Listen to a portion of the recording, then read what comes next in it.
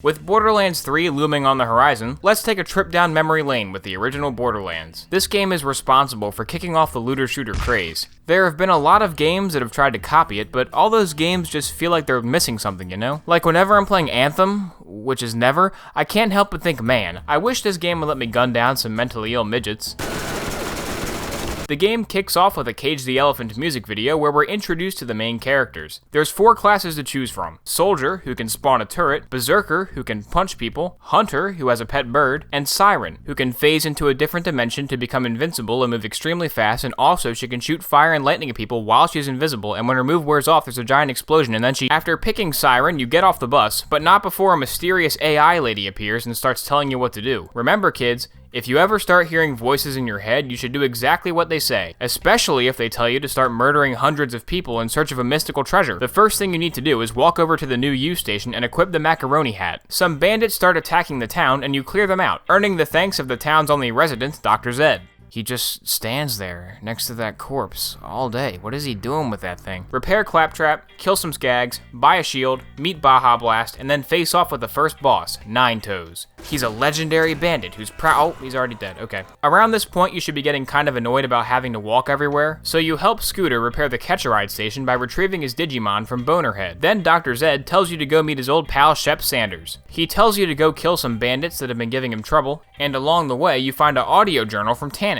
These are scattered throughout the game and document her transformation from respected scientist to LOL so random XD. I believe I have some kind of psychosis. In order to open the vault, you need the vault key, which has been broken into several pieces because of course it has. To get the first piece, you have to kite this guy for a while to get the key to his boss's office. While you're in the neighborhood, hit up some of the local side quests. Search for the 4th weapon part for 20 minutes before giving up and just googling it, and then call in sick to work, because you're going to need at least a full day to kill Mo and Marley. Now it's finally time to face Sledge. This one is a brute, and he has a powerful shield. After killing Sledge and taking his shotgun, it's finally time to leave the arid Badlands and their endless rolling deserts, and travel to the Dahl Headland and its endless rolling deserts. This area of the game is actually from the early stages of development, when the devs thought they were making a Mad Max game until they realized their vehicle combat sucked. In fact, the main reason you're here is to repair the fast travel network so you can do less driving. In order to leave, you have to fight Mad Mel, which can be kind of annoying until you figure out that your gun does more damage than the vehicle-mounted rocket launcher that's twice your size. Now you can finally get to New Haven. The citizens of New Haven may not have much, but what little they do have can be easily robbed. After accepting a million quests, it's time to venture forth into the Rust Commons. Psh, Rust Commons, more like side quests are common here. Eventually you find your way to Crazy Earl, who wants you to get him some booze. Now you could just go to the liquor store and buy some with the hundreds of thousands of dollars you have, or you could go to the beach and murder a bunch of bandits who are just minding their own business and then, as an insult to injury, rob them of the only simple pleasure they had in life. Then yet another bounty board opens for business. This time, some guy wants you to go around and burn a bunch of bandit religious texts, you know, a hate crime. And then he wants you to kill their god. Now this isn't God of War or anything, but I mean, killing a god, that's gotta be a pretty cool boss fight, right? Oh, it's just Slither. The next piece of the vault key is being held by a turret named Crom, so you go to his canyon and kill him. But it's okay, he deserved it, he shot Claptrap.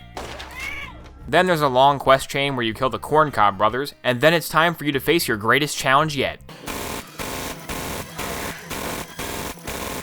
Getting stronger by the minute. To get the last piece of the vault key, you have to kill Baron Flint. But before that, you have to rescue a Claptrap from a bunch of generic Space Marine looking guys. They're part of the Crimson Lance, an elite army of mercenary killers, trained from birth to be the finest soldiers in the universe, and also to scream really loudly when they die.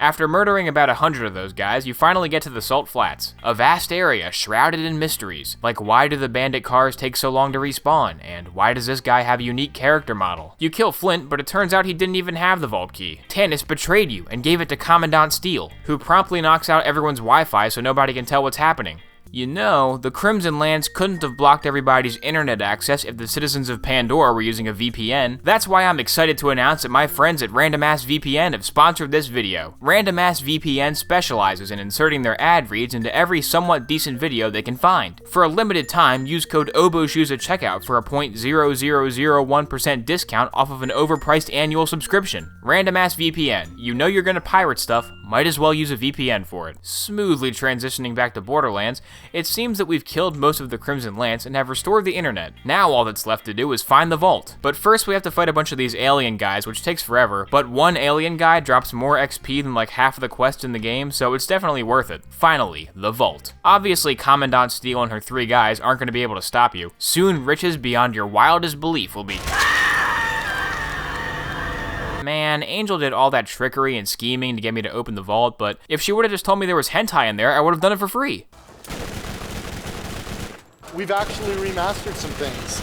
We've had a lot of fun with the boss fight at the very end of the game. At long last, your great reward for beating the game is 7 chests. But wait, who could forget about the DLCs? I wish I could. Mad Moxie's Underdome Riot is a torture device designed by the CIA for use on the world's most depraved criminals. If this remaster really was supposed to be the definitive edition of Borderlands, then they shouldn't have included this DLC. Next, we have the Zombie Island of Dr. Ned. This DLC really makes you feel like a mindless zombie as you run across the whole map a million times because for some reason there's no fast travel. It's not terrible, but it's also not good. Then we have General Knox's driving school, where most of the time you're just driving in a straight line down incredibly long highways. The only reason anybody likes this one is for the armory at the end, which is pretty good. And finally, Claptrap's Robot Revolution. In this DLC, you can pinpoint the exact moment where they ran out of ideas. It's when they make you fight a resurrected General Knox again. It only takes like an hour to beat, and the end reward is the best chest farm in the game, so it's definitely worth suffering through. And with that, the curtains close on Borderlands. I hope you guys enjoyed this video. You know, check out that VPN and... Oh, wait a minute. Secret final boss? Huh, okay. You really thought I was dead? I am invincible. I am eternal. I am Slither! Now, prepare to taste the fury of my... Where'd you go?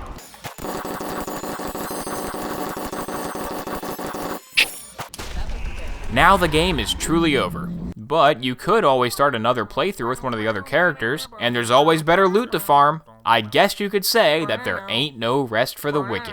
I was developing my game when out the corner of my eye I saw Epic Games approaching me. They said, I've never seen a game that benefits from Steam. Why don't you sign up with our company? We can pay the right price. Our launcher is so nice and then your Steam release will be delayed. I said, you're such a crappy store. Why would I do that to myself? They looked at me and this is what they said. Oh, here's $4.8 million. And that was good enough for me. Don't got bills to pay or any mouths to feed, but this fancy jacket wasn't free. Oh no, I'm not launching my game on Steam, though I know you wish I would. Oh, but you know you're still gonna buy it because it looks really good. Hey everybody, it's me, Claptrap. Please subscribe to this YouTube channel, and also there are new missions available at the Firestone Bounty Board.